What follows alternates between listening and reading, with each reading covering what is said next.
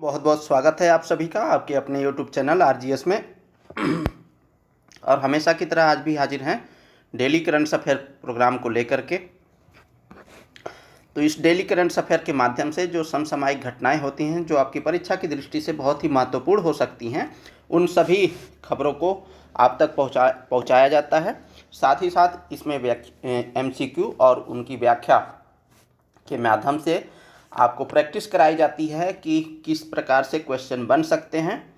और इसी उद्देश्य के साथ जो हम डेली करंट अफेयर का प्रोग्राम पर डे लेकर के आते हैं, और इसका खास उद्देश्य यही रहता है कि किसी भी लोक सेवा आयोग की परीक्षा हो या कोई भी अन्य प्रतियोगी परीक्षा हो, उसमें आप बेहतर प्रदर्शन कर सकें। क्योंकि किसी भी एग्ज़ाम में करंट अफेयर की भूमिका जो है बहुत ही महत्वपूर्ण हो जाती है। और इसी उद्देश्य को पूरा करने के लिए हम डेली करंट अफेयर का प्रोग्राम पर डे लेकर के आते हैं। तो इन्हीं उद्देश्यों के साथ चलिए हम लोग सेशन की शुरुआत करते हैं, और अपेक्षा करते हैं कि यदि आप लोग चैनल पर नए हैं तो चैनल को सब्सक्राइब कर लेंगे और अपने ग्रुप्स, अपने स्टेटस, अपने व्हाट्सएप स्टेटस, फेसबुक पेज पर जो है इस चैनल के लिंक को साझा करेंगे। तो चलिए हम लोग सेशन की शुरुआत करते हैं, देखते हैं पहले प्रश्न की ओर बढ़ते हैं। तो निम्नलिखित कथनों पर विचार करें एवं सत्य कथन का चयन करें। पहला है, राष्ट्रीय शिक्षा नीति 2020 भारतीय लोकाचार में निहित शिक्षा प्रणाली के जरिए शिक्षा में एक व्यापक परिवर्तन की परिकल्पना करती है। दूसरा स्टेटमेंट है, इसका उद्देश्य पाठ्यक्रम में सुधार कर यानी 5+3+3+4 संरचना और NCFSE यानी राष्ट्रीय पाठ्य चर्चा रूपरेखा और स्कूली शिक्षा अनुभवात्मक एवं योग्यता आधारित शिक्षा को बढ़ावा देना है। तो अभी ये क्यों चर्चा में है? क्योंकि इसे लागू हुए 5 वर्ष पूरे हो गए हैं और इसीलिए यह चर्चा में है। तो ये ज़रूरी हो जाता है कि हम जो है इसे जानें। और अभी त्रिभाषा का विवाद जो है अभी आप देख रहे होंगे कि किस तरीके से चल रहा था। महाराष्ट्र में, तमिलनाडु में भी चल रहा था इसी तरीके का। तो इस संदर्भ में ये दोनों स्टेटमेंट सही हैं। पूछ क्या रहा है? सत्य कथन बताना है, तो यहाँ पर हमारा ऑप्शन सी सही हो जाएगा। चलिए हम लोग व्याख्या को देखें। तो राष्ट्रीय शिक्षा नीति 2020 के 5 वर्ष पूरे हुए हैं। राष्ट्रीय शिक्षा नीति 2020 भारतीय लोकाचार में निहित शिक्षा प्रणाली के जरिए शिक्षा में एक व्यापक परिवर्तन की परिकल्पना करती है। इससे भारत को एक समतामूलक और जीवंत ज्ञान आधारित समाज में बदलने में योगदान मिलेगा।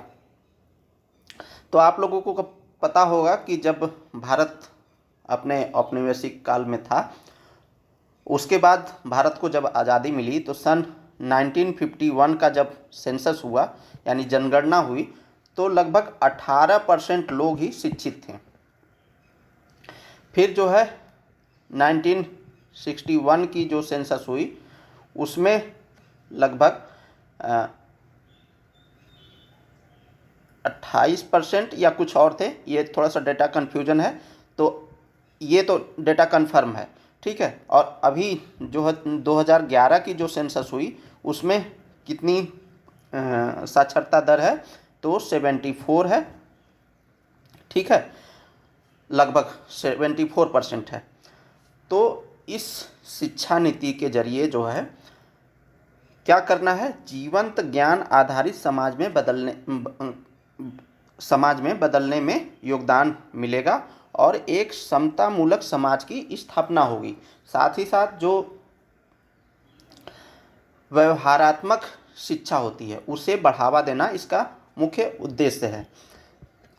राष्ट्रीय शिक्षा नीति 2020 की कुछ प्रमुख उपलब्धियों की बात करें तो पाठ्यक्रम में सुधार किया गया है। 5+3+3+4 पहले क्या था? 5+3+2 उसके बाद +3 था।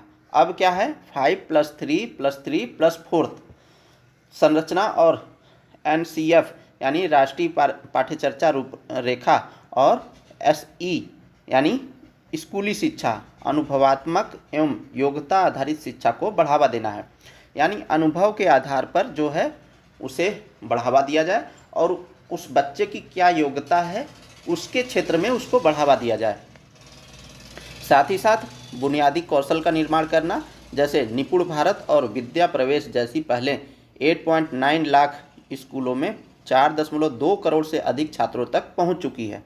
समावेशिता की बात करें तो 1.15 लाख से अधिक SEDG यानी सामाजिक आर्थिक रूप से वंचित समूह, जिसे हम लोग सोशल इकोनॉमिक डिप्राइव्ड क्लास कहते हैं, ग्रुप्स कहते हैं, उनकी वो कितने हैं 1.15 लाख छात्र हैं और 7.58 लाख छात्राएं आवासीय विद्यालयों में नामांकित हैं। प्रशस्त ऐप जो है ये क्या है, दिव्यांगता स्क्रीनिंग में सहायता प्रदान करता है। तो प्रशस्त ऐप किस में सहायता प्रदान करता है, दिव्यांगता स्क्रीनिंग में। ठीक है। शिक्षकों का प्रशिक्षण भी किया शिक्षकों को प्रशिक्षित भी किया जाता है। जैसे निष्ठा पहल के तहत 4 लाख से अधिक शिक्षकों को प्रशिक्षित किया गया है।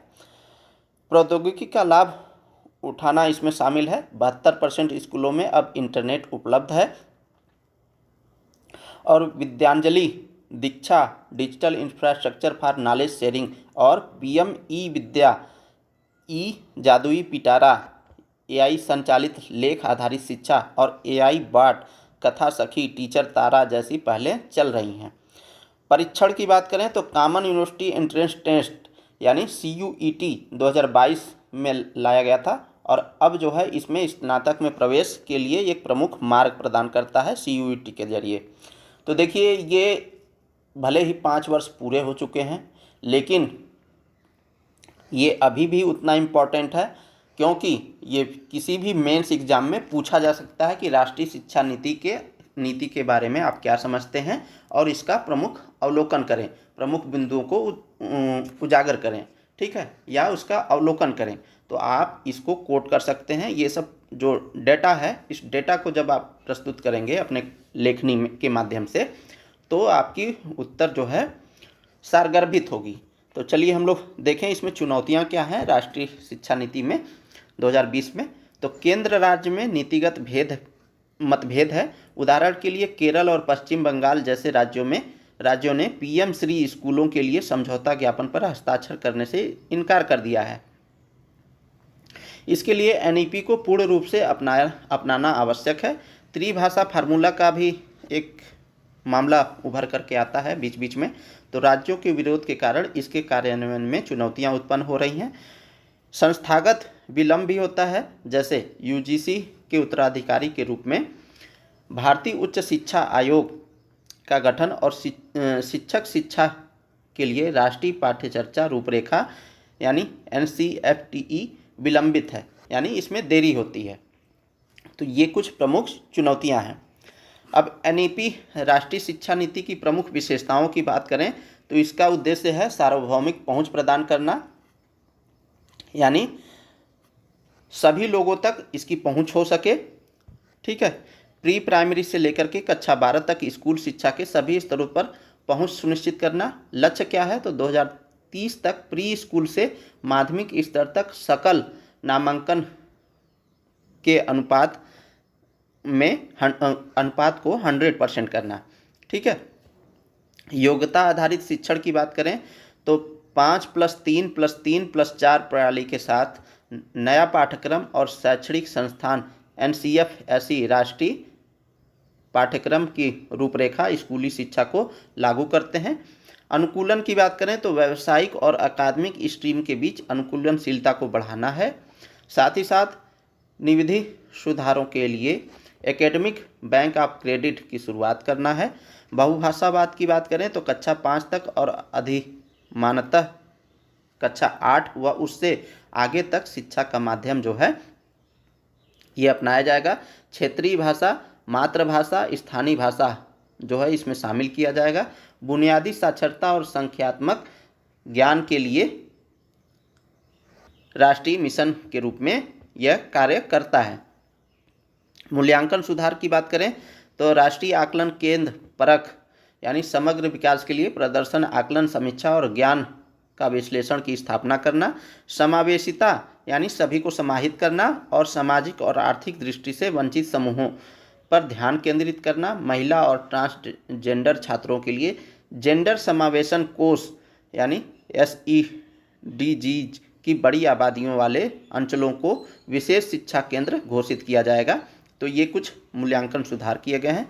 प्रारूप में सुधार हुआ है, जैसे सह विषय शिक्षा और अनुसंधान विश्वविद्यालयों और साथ ही साथ राष्ट्रीय अनुसंधान प्रतिष्ठान और भारतीय उच्चतर शिक्षा आयोग की स्थापना की गई है। प्रमुख पहलों की बात करें तो लाइट बट टाइट विनियमन नीति, यानी गुणवत्ता, व्यवहारिक और शिक्षक व एवं पेशेवर शिक्षा को बढ़ावा दिया गया है। बहुविषयक दृष्टिकोण और एकाधिक प्रवेश निकास विकल्पों के साथ साथ शिक्षा का अंतर्राष्ट्रीयकरण किया गया है। प्रमुख लक्ष्य और निवेश की बात करें तो 50% 2035 तक उच्चतर शिक्षा प्राप्त करना है। ठीक है, 2018 में ये 26.3% था। वहीं 6% शिक्षा क्षेत्रक में सार्वजनिक निवेश को बढ़ावा देना है, जो सकल घरेलू उत्पाद का प्रतिशत के रूप में संदर्भित करता है। और 100% 2030 तक स्कूली शिक्षा के लिए GR का लक्ष्य है, यानी उच्चतर शिक्षा का लक्ष्य है। और अभी आप लोग देखे होंगे कि जो है लद्दाख एक ऐसा केंद्र शासित प्रदेश है जो भारत में UT के रूप में पहला साक्षर यूनियन टेरिटरी बना। ठीक है, साथ ही साथ अभी जो है मिजोरम और गोवा और त्रिपुरा, ये तीनों राज्य भी राज्य के रूप में 100% साक्षर राज्य बन चुके हैं। तो ये कुछ प्रमुख आंकड़े हैं।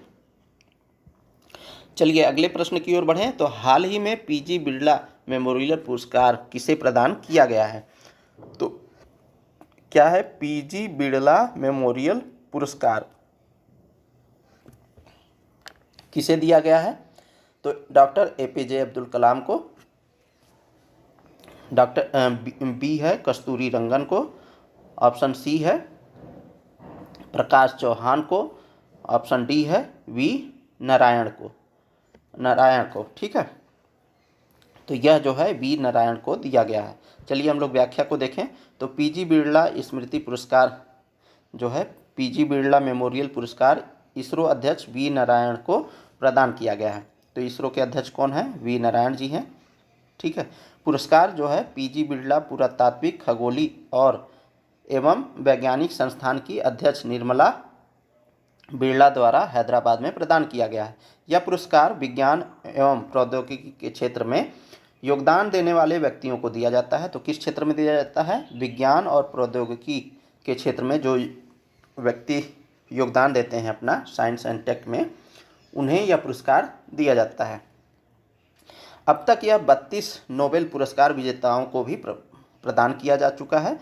पूर्व राष्ट्रपति APJ अब्दुल कलाम, भारतीय नोबेल विजेता वेंकट रमण रामकृष्णन और सैद्धांतिक भौतिक शास्त्री जोगेश पति, पूर्व इसरो अध्यक्ष कस्तूरी रंगन आदि को भी इस पुरस्कार से नवाजा जा चुका है, यानी यह पुरस्कार मिल चुका है।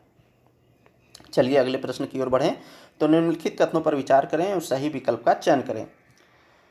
तो पहला स्टेटमेंट कह रहा है कि हालिया अध्ययन से पता चला है कि बांध निर्माण के कारण पृथ्वी की घूर्णन धुरी 1853 ईस्वी से अब तक 1 मीटर से अधिक स्थानांतरित हो चुकी है। इसे ट्रू पोलर वैंडर यानी ध्रुवी भ्रमण कहा जाता है।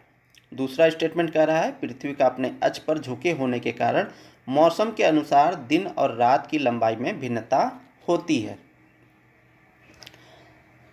अब ये देखिए बहुत ही इम्पॉर्टेंट हो जाता है आपके परीक्षा की दृष्टि से, क्योंकि अभी एक अध्ययन किया गया है और उसमें पाया गया है कि जो बांध निर्माण है, ठीक है, डैम जो हम बनाते हैं हाइड्रो इलेक्ट्रिक के लिए, ठीक है, या किसी भी क्षेत्र में सिंचाई व्यवस्था के लिए या पेयजल के लिए, उसके कारण क्या हुआ है, पृथ्वी की घूर्णन धुरी 1835 ईस्वी के अब तक 1 मीटर से अधिक स्थानांतरित हो चुकी है और इसे टू पोलर वैंडर कहा जाता है। पृथ्वी का अपने अक्ष पर झुके होने के कारण मौसम के अनुसार दिन और रात की लंबाई में भिन्नता होती है। सही कथन का हमें यहाँ चयन करना है। तो ऑप्शन 1 कह रहा है केवल 1, ऑप्शन बी केवल 2, ऑप्शन सी 1 और 2 दोनों, ऑप्शन डी न ही 1 और न ही 2। तो इस संदर्भ में ये दोनों स्टेटमेंट सही हैं और ऑप्शन सी हमारा सही हो जाता है। ठीक है, तो आप लोगों को पता होगा जब औद्योगिकरण शुरुआत हुआ था तो 1850 से 1900 के बीच में औद्योगिकरण प्रथम औद्योगिकरण माना जाता है। ठीक है, और इस औद्योगिकरण के कारण जो है बहुत सारे बांध बने। ठीक है, और उसमें हाइड्रो इलेक्ट्रिक भी उत्पादन हुआ। उसके बाद 1900 से अब तक हाइड्रो इलेक्ट्रिक पावर प्रोजेक्ट जो है बनते रहते हैं और इसमें बहुत सारे बांध भी बनते हैं। इसके कारण हुआ क्या है कि 1835 ईस्वी से अब तक 1 मीटर जो है पृथ्वी की घूर्णन धुरी जो है 1 मीटर से अधिक स्थानांतरित हो चुकी है। तो आप लोगों को पता होगा कि जो हमारी पृथ्वी है वो अपने प्लेन लाइन से, जैसे ये हमारा क्या हो गया 90 एंगल का कोण हो गया, तो ये प्लेन हो गया। ठीक है, और ये एक्सिस हो गया। तो जो हमारी पृथ्वी है कुछ इस प्रकार से है, इस प्रकार से है, यानी ये कुछ इस तरीके से झुकी हुई है। तो ये 23.5 डिग्री जो है ये अपने एक्सिस पर झुकी हुई है। जो हम एक्सिस ये मान रहे हैं, इस एक्सिस पर 23.5 डिग्री झुकी हुई है और प्लेन से कितना झुकी हुई है 66.5 डिग्री। ठीक है, तो ये प्लेन से जो है 66.5 डिग्री झुकी हुई है, यानी इस प्लेन से तो ये 66.5 डिग्री झुकी हुई है और यहाँ पर जो है ये 23.5 डिग्री झुकी हुई है। तो अभी जो है 1 मीटर इसके घूर्णन धुरी में परिवर्तन हुआ है और पृथ्वी का अपने अक्ष पर झुके होने के कारण मौसम के अनुसार दिन और रात की लंबाई में भिन्नता होती है। तो आप लोगों को पता होगा कि पृथ्वी की 2 घूर्णन गतियाँ होती हैं। चलिए हम इसी प्रश्न में बनाते हैं। एक तो पृथ्वी जो है अपने स्थान पर घूमती है, यानी अपने एक्सिस पर घूमती है। ठीक है, और दूसरी जो है वो सूर्य के चारों ओर चक्कर लगाती है। तो हम मान लेते हैं ये सूर्य है। ठीक है, ये सूर्य है और पृथ्वी यहाँ से घूर्णन करते हुए फिर यहाँ आती है, फिर इधर जाती है, फिर यहाँ आती है, इस तरीके से घूमते रहती है, यानी पश्चिम से पूरब घूमते रहती है। तो जब पृथ्वी अपने एक्सिस पर घूमती है तो उसे हम रोटेशनल यानी परिभ्रमण कहते हैं। एक ही जगह पर अपनी अक्ष पर घूमना क्या कहलाता है, परिभ्रमण। और ये परिभ्रमण करते हुए आगे भी बढ़ते रहती है, मतलब इस तरीके से आगे बढ़ते जाती है, तो इसे क्या कहते हैं, परिक्रमण कहते हैं। ठीक है, तो जो ये परिभ्रमण है यानी रोटेशनल है, जो अपने एक्सिस पर घूमती है, वो लगभग 23 घंटे 56 मिनट में पूरा करती है। ठीक है, और इससे क्या होता है, दिन और रात की स्थिति बनती है। ठीक है, वहीं जब ये परिक्रमण करती है, मतलब अपने सूर्य के चारों ओर घूमती जब है, तो इससे क्या होता है कि ये जो है 365 दिनों में और 6 घंटे में ये अपना परिक्रमण पूरा करती है। साथ ही साथ इस परिक्रमण के जरिए क्या होता है कि मौसम में परिवर्तन होता है। तो हम देखते हैं ना, शीत अयनांत, ग्रीष्म अयनांत, तो ये किसके कारण होता है, ये परिक्रमण के कारण होता है। और परिभ्रमण के कारण जो होता है वो दिन और रात होता है। तो इस प्रश्न में क्या बोला गया है कि इस प्रश्न में बोला गया है कि पृथ्वी का अपने अक्ष पर झुके होने के कारण मौसम के अनुसार दिन और रात की लंबाई में भिन्नता होती है। तो चलिए हम लोग व्याख्या को देखें। अच्छा, इसके पहले प्रश्न को देख लें। तो सही विकल्प का चयन करना है, तो दोनों स्टेटमेंट सही है, राइट आंसर हमारा सी हो जाएगा। चलिए हम लोग व्याख्या को देखें।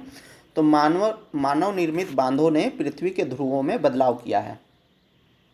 एक हालिया अध्ययन से पता चला है कि बांध निर्माण के कारण पृथ्वी की घूर्णन धुरी 1853 ईस्वी से अब तक 1 मीटर से अधिक स्थानांतरित हो चुकी है। इसे ट्रू पोलर वेंडर यानी ध्रुवी भ्रमण कहा जाता है। अब ये कहाँ की न्यूज़ है? द हिंदू की न्यूज़ है, और साइंस का जो कॉलम आता है उसमें ये आया था अध्ययन। ठीक है। टू पोलर वेंडर क्या है? तो यह जो है टू पोलर वेंडर को प्लैनेटरी रियो रिएंटेशन भी कहा जाता है। इसका अर्थ है पृथ्वी के क्रस्ट और मेंटल का द्रवीकृत बाह्य कोर के ऊपर घूर्णन करना। तो जब हम पृथ्वी को देखते हैं तो कुछ इस प्रकार से होता है। ठीक है, ये कोर हो गया, ये मेंटल हो गया, और ये क्रस्ट हो गया। तो जो कोर के ऊपर क्रस्ट है ये बाह्यतम, ये पिघली हुई अवस्था में है, और ये भी अर्ध पिघलित हुई अवस्था में है। तो यही जो है एक दूसरे के ऊपर क्रस्ट को घुमाता है, तो घूर्णन करता है। यह पृथ्वी के घूर्णन संतुलन बनाए रखने में मदद करता है, क्योंकि इसमें द्रव्यमान का पुनर्वितरण होता है।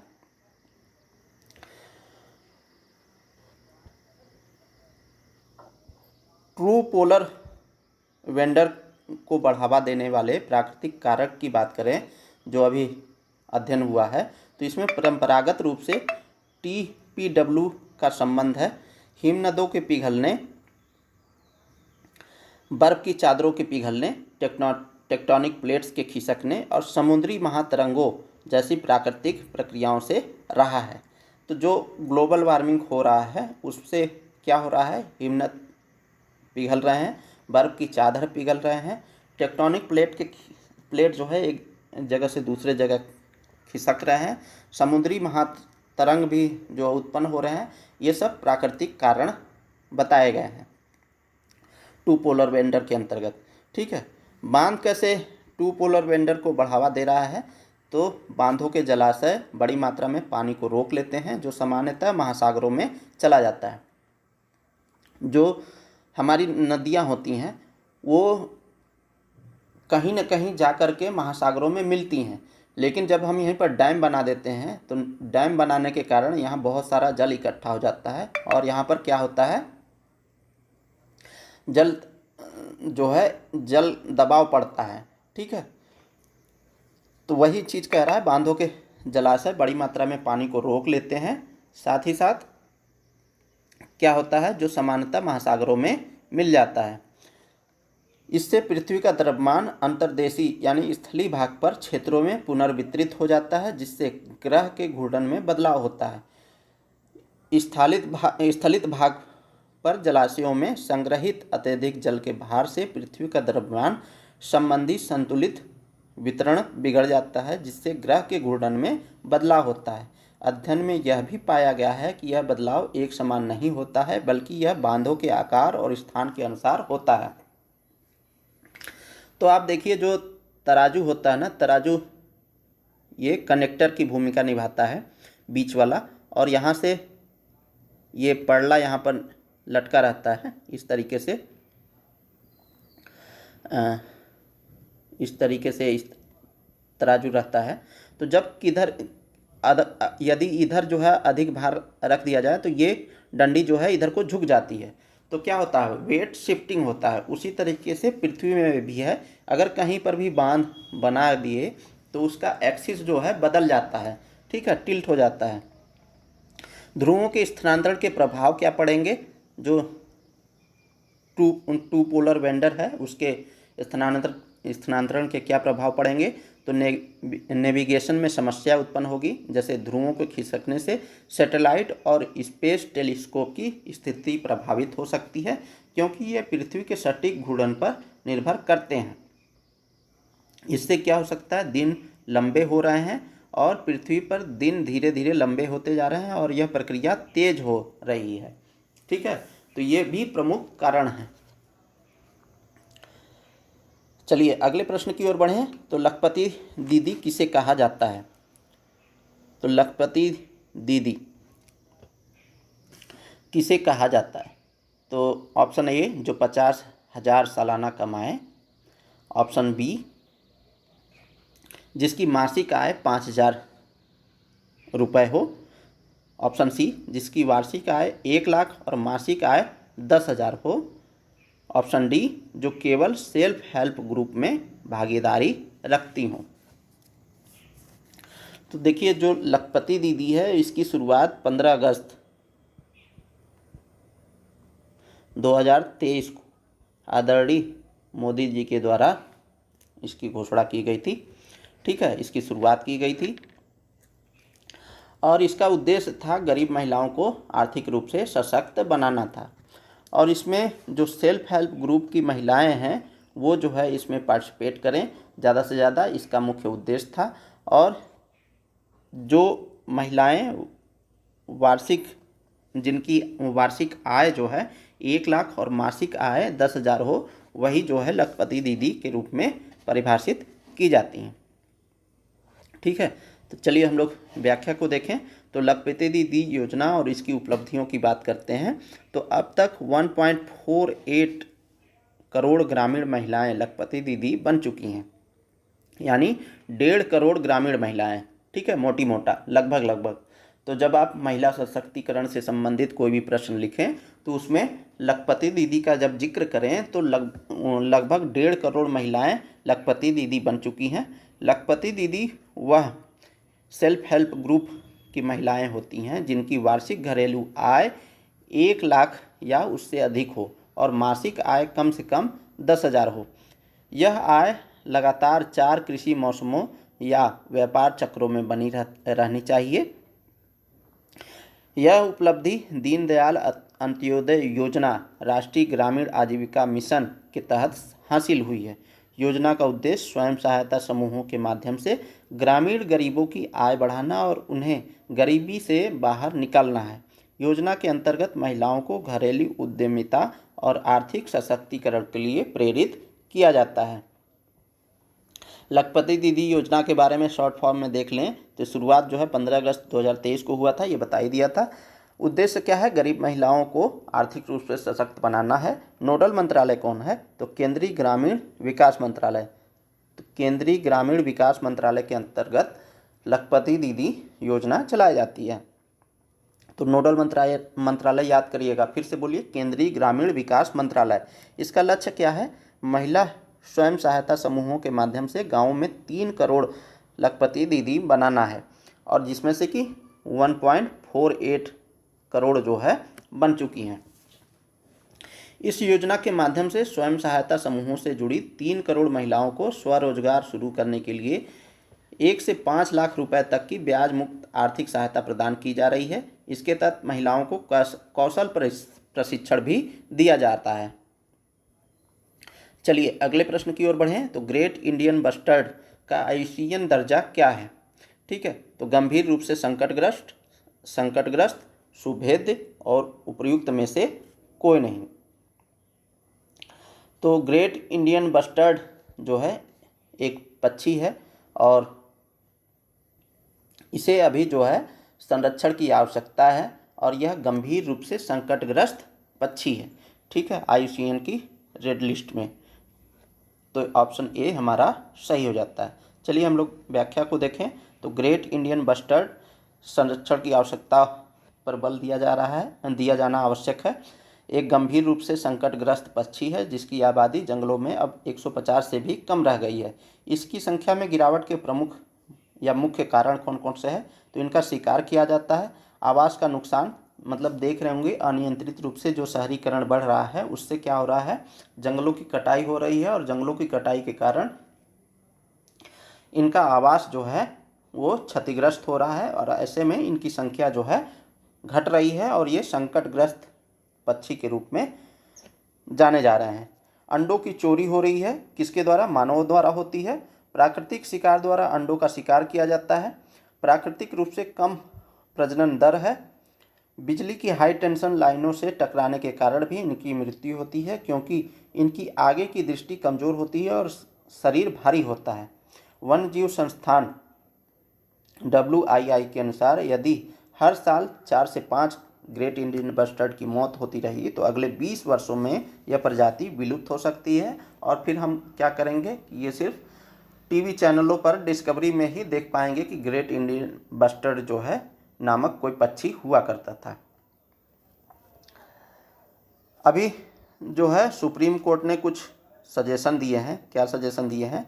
तो ऊर्जा और संरचना और सुप्रीम कोर्ट समिति की सिफारिश आई है। तो राजस्थान और गुजरात में ग्रेट इंडियन बस्टर्ड आवास क्षेत्र पवन और सौर ऊर्जा विस्तार के लिए भी महत्वपूर्ण है। मार्च 2024 में सुप्रीम कोर्ट द्वारा गठित 7 सदस्यीय समिति ने इस समस्या पर संतुलित समाधान सुझाने के लिए कार्य किया था। समिति ने सुप्रीम कोर्ट को सुझाव दिए थे कि जैसे ग्रेट इंडियन बस्टर्ड आवास क्षेत्रों में पावर कॉरिडोर बनाया जाए, मौजूदा बिजली लाइनों का रूटनिंग किया जाए, यानी जो उनके क्षेत्र में जहाँ से वो उड़ते हैं और जिधर वो प्रवास करते हैं फिर वापस आते हैं, तो उस क्षेत्र में उसकी जो है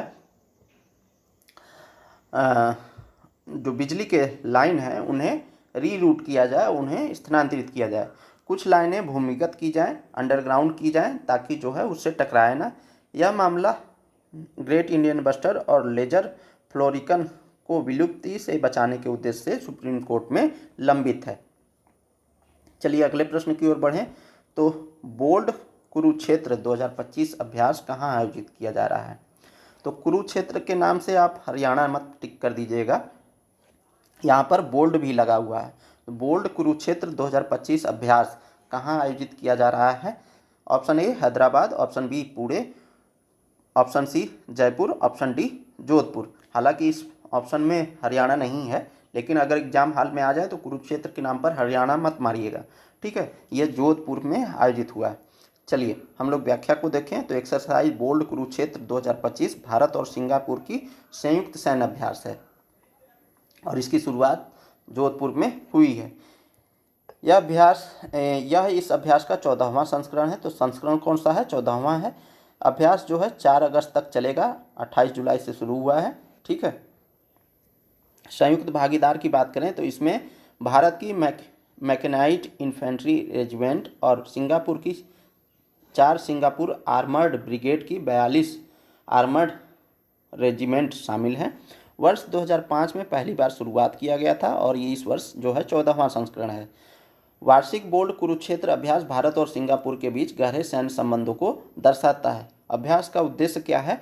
तो संयुक्त परिचालन प्रक्रियाओं की पुष्टि करना, विशेषकर यांत्रिक युद्ध यानी मैकेनिकल वारफेयर के संदर्भ में संयुक्त प्रशिक्षण क्षमताओं को बढ़ाना, साथ ही साथ संयुक्त राष्ट्र के जनादेश के अंतर्गत मंत्र ऑपरेबिलिटी बढ़ाना है। चलिए अगले प्रश्न की ओर देखें। तो हैवी वाटर यानी D2O, जिसे हम शॉर्ट फॉर्म में जानते हैं, का उपयोग परमाणु रिएक्टर में किसके लिए होता है?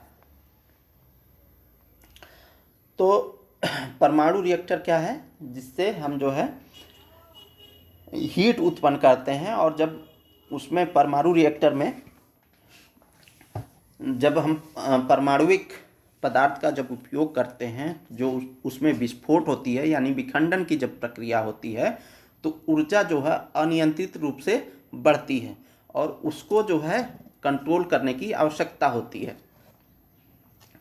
तो हैवी वाटर D2O का उपयोग परमाणु रिएक्टर में किसके लिए होता है? ऑप्शन ए कह रहा है ऊर्जा उत्पादन के लिए, ऑप्शन बी न्यूट्रॉन को धीमा करने और कूलेंट के रूप में, ऑप्शन सी रेडिएशन रोकने के लिए, ऑप्शन डी रिएक्टर को स्टार्ट करने के लिए। तो ऊर्जा उत्पादन के लिए तो यूरेनियम, प्लूटोनियम इत्यादि का जो है उपयोग किया जाता है, ठीक है। रेडिएशन रोकने के लिए जो है वहाँ पर कंक्रीट की मोटी मोटी दीवारें बनाई जाती हैं। तो हैवी वाटर का उपयोग किस लिए किया जाता है? यह जो है न्यूट्रॉन को धीमा करने और कूलेंट के रूप में प्रयोग किया जाता है, ठीक है। चलिए हम लोग व्याख्या को देखें। तो भारत की पहली निजी हैवी वाटर टेस्ट सुविधा शुरू की गई है। भारत की पहली निजी हैवी वाटर अपग्रेडिंग टेस्ट सुविधा का उद्घाटन अच्छाद पालघर मुंबई से 100 किलोमीटर की उत्तर में हुआ है, इसीलिए यह चर्चा में। तो भारत की है, पहली है, क्या है, निजी रूप से यह संचालित पावर हाउस है यानी परमाणु रिएक्टर है, और इसमें जो कूलेंट का उपयोग किया जा रहा है, साथ ही साथ जो मॉडरेटर के रूप में यूज किया जाता है। मॉडरेटर बोले तो न्यूट्रॉन को धीमा करने वाला, ठीक है। तो वो जो है D2O है, यानी भारत हैवी है, हैवी वाटर है, भारत हैवी नहीं, हैवी वाटर है। तो इस सुविधा को मुंबई की कंपनी टेमा इंडिया द्वारा शुरू किया गया है। तो कौन शुरू किया है? टेमा इंडिया, ठीक है। इससे पहले यह परीक्षण केवल भाभा परमाणु अनुसंधान केंद्र बार्क द्वारा शुरू किया जाता था। टेमा इंडिया अब डिस्टिलेशन कॉलम्स जैसे उपकरण बनाएगी, उन्हें एकीकृत यानी इंटीग्रेट करेगी और परीक्षण भी करेगी। यह पूरा कार्य बार्क से तकनीकी हस्तांतरण और nuclear power corporation of India limited यानी NPCIL से परचेज ऑर्डर के तहत किया जा रहा है। पहले यह प्रक्रिया 7 से 8 साल लेती थी, अब टेमा इंडिया इसे 1 से 2 साल कम समय में पूरा कर सकेगी, ठीक है। चलिए अगले प्रश्न की ओर बढ़ें। तो निम्नलिखित कथनों पर विचार करें और सही विकल्प का चयन करें। वर्ष 1945 में स्थापित ICJ यानी इंटरनेशनल कोर्ट ऑफ जस्टिस संयुक्त राष्ट्र UN का प्रमुख न्यायिक अंग है, जो अप्रैल 1946 से कार्यशील है। दूसरा स्टेटमेंट कह रहा है इसका मुख्यालय द हेग नीदरलैंड में स्थित है। अब ये देखिए क्यों चर्चा में है। इसके चर्चा में रहने का मुख्य कारण क्या है कि यह जो है एक निर्णय दिया था 2013 में थाईलैंड और कंबोडिया के मध्य जो विवाद है, ठीक है, उसको लेकर के। और आप लोगों को पता होगा कि वहाँ पर जो प्री विहेयर नामक जो मंदिर है, जो प्रमुख रूप से शिव जी का मंदिर है, उसको लेकर के दोनों के मध्य अभी विवाद चल रहा है और ऐसा माहौल बन चुका है कि युद्ध की स्थिति भी बन गई है। कुछ लोग तो ये भी कह रहे हैं कि युद्ध शुरू हो चुका है, लेकिन जो है अभी उतना भयावह स्तर पर नहीं है। तो हम लोग इंटरनेशनल कोर्ट ऑफ जस्टिस के बारे में क्यों बात कर रहे हैं? तो 2013 में इसने एक निर्णय दिया था थाईलैंड के पक्ष में, लेकिन कंबोडिया के पक्ष में, लेकिन थाईलैंड इसे नहीं मानता है और इसीलिए यह विवाद का कारण है। तो चलिए हम लोग प्रश्न की ओर बढ़ते हैं। तो इंटरनेशनल कोर्ट ऑफ जस्टिस की स्थापना 1945 में की गई थी और यह UN का एक प्रमुख न्यायिक अंग है, जो अप्रैल 1946 से कार्यशील है। इसका मुख्यालय द हेग नीदरलैंड में स्थित है। सही कथन का चयन करना है तो यहाँ पर ऑप्शन C सही हो जाएगा, 1 और 2 दोनों सही है। चलिए हम लोग व्याख्या को देखें। तो अभी विवाद का केंद्र क्या है? तो प्रसाता का ता मुएन थोम, ये प्रमुख रूप से विवाद का कारण है। और स्थान की बात करें तो थाईलैंड के सूरीन प्रांत और कंबोडिया के ओडार मिंचे प्रांत की सीमा पर अवस्थित है। निर्माण की बात करें तो यह जो है जो प्रसाता ता मुएन थोम जो है 12वीं सदी में खमेर राजा जयवर्मन सप्तम द्वारा ये बनवाया गया था। प्री विहेयर मंदिर की बात करें जो प्रमुख रूप से शिव मंदिर है। और देखिए थाईलैंड और कंबोडिया दोनों में जो है प्रमुख रूप से बौद्ध अनुयायी रहते हैं, लेकिन ये जो मंदिर है ये शिव मंदिर है। तो यहाँ पर थाईलैंड है, इधर जो ये सीमा है ये थाईलैंड की है और ये कंबोडिया है, ठीक है। इन्हीं दोनों के मध्य ये प्री विहेर टेम्पल है, ये बीच में अवस्थित है और बॉर्डर पर है। तो यहाँ पर ये अवस्थित है और इसी को लेकर के विवाद है। तो स्थान की बात करें तो कंबोडिया के प्री विहेर प्रांत और थाईलैंड के सीसाकेट प्रांत की सीमा पर स्थित है। यूनेस्को विश्व धरोहर स्थल के रूप में 2008 में इसे घोषित किया गया था। किसे? प्री विहेयर मंदिर को। कानूनी स्थिति की बात करें तो 1962 में इंटरनेशनल कोर्ट ऑफ जस्टिस ने मंदिर और आसपास का इलाका जो है कंबोडिया का बताया था कि यह जो है मंदिर प्री विहेयर टेम्पल जो है कंबोडिया का होगा, ठीक है। और इसके आसपास का इलाका भी कंबोडिया का होगा। 1962 का समय वही है जब भारत और चीन का युद्ध था, ठीक है। 1962 के बाद फिर जो है 2013 का मामला आता है, उसमें इंटरनेशनल कोर्ट ऑफ जस्टिस ने फैसला दोहराया और सैन्य मुक्त क्षेत्र बनाने का निर्देश दिया, लेकिन लागू नहीं हो सका। तो इंटरनेशनल कोर्ट ऑफ जस्टिस ने 2013 में फिर से फैसला सुनाया और वही फैसला सुनाया कि यह जो है कंबोडिया का स्थल है, लेकिन इस क्षेत्र को जो है प्रीवियर टेम्पल जो है, इस क्षेत्र को सैन्य मुक्त कर दिया जाए, यहाँ पर दोनों देशों की सेनाएं नहीं रहेगी, लेकिन उसे लागू नहीं किया जा सका। और 2013 में फिर से फैसला क्यों सुनाया गया था? क्योंकि 2011 में फिर से झड़प हुई थी दोनों देशों के मध्य और फिर कुछ लोग मारे गए थे और फिर मामला इंटरनेशनल कोर्ट ऑफ जस्टिस में गया था। चलिए हम लोग आगे बढ़ते हैं। तो आसियान की मध्यस्थता भी अभी बताई जा रही है। तो मलेशिया के प्रधानमंत्री अनवर इब्राहिम जो आसियान के अध्यक्ष हैं ने दोनों पक्षों से संवाद और युद्ध विराम की अपील की है। संयुक्त राष्ट्र सुरक्षा परिषद की बात करें तो 25 जुलाई 2025 को कंबोडिया के अनुरोध पर आपातकालीन बैठक बुलाई गई थी। ठीक है। अंतर्राष्ट्रीय न्यायालय की बात कर लें, इंटरनेशनल कोर्ट ऑफ जस्टिस, जिन्होंने ये पक्ष दिया था कि ये कंबोडिया का मंदिर होगा प्रीवियर टेम्पल, तो वर्ष 1945 में स्थापित किया गया था। इंटरनेशनल कोर्ट ऑफ जस्टिस संयुक्त राष्ट्र यानी यूएन का प्रमुख न्यायिक अंग है, जो अप्रैल 1946 से कार्यशील है। इसका मुख्यालय द हेग नीदरलैंड में स्थित है। यह राज्यों के बीच कानूनी विवादों का निपटारा करता है और संयुक्त राष्ट्र महासभा, संयुक्त राष्ट्र सुरक्षा परिषद तथा अन्य विशिष्ट एजेंसियों एवं अंतर्राष्ट्रीय संगठनों द्वारा संदर्भित कानूनी प्रश्नों पर सलाहकारी राय प्रदान करता है। इसमें 193 देश शामिल हैं, जिसके वर्तमान अध्यक्ष जॉन ई डोनाग्यू हैं। तो अब वर्तमान अध्यक्ष कौन है?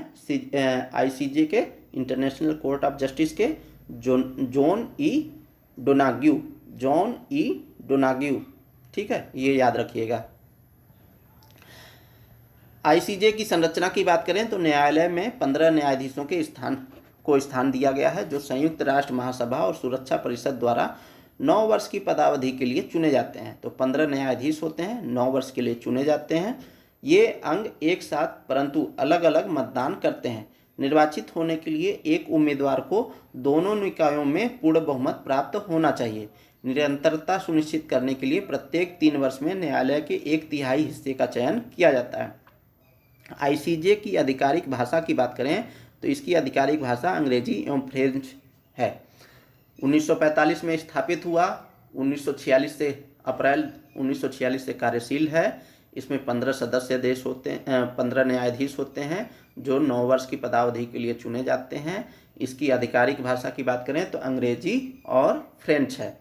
तो ये मुख्य रूप से तथ्य है। ठीक है, चलिए अगले प्रश्न की ओर बढ़ें। तो निम्नलिखित कथनों पर विचार करें और असत्य कथन का चयन करें।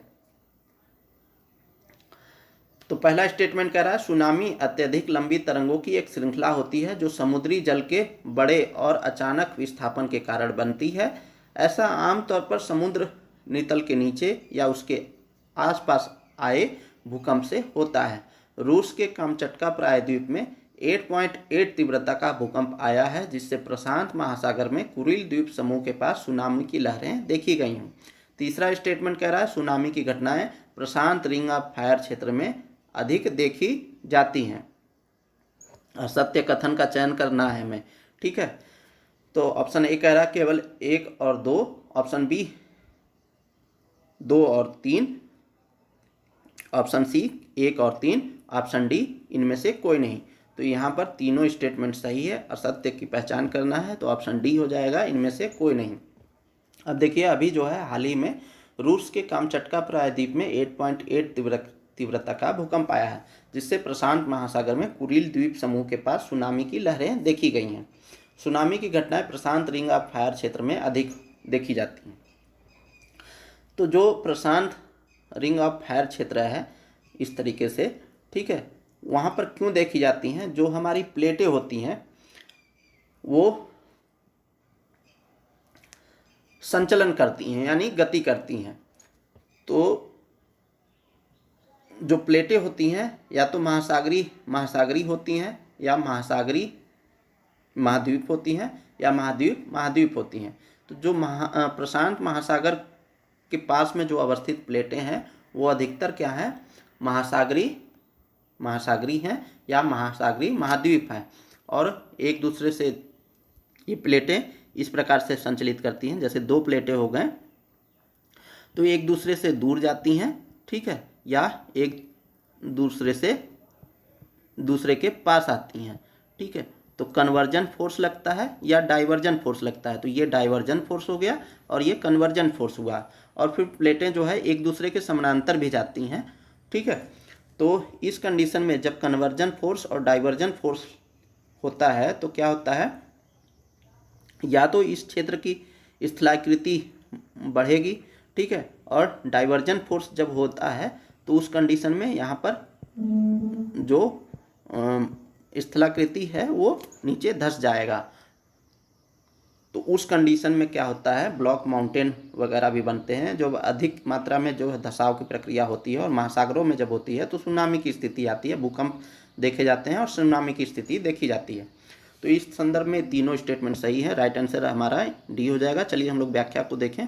तो रूस के सुदूर पूर्व में भूकंप आने से प्रशांत महासागर में सुनामी आई है।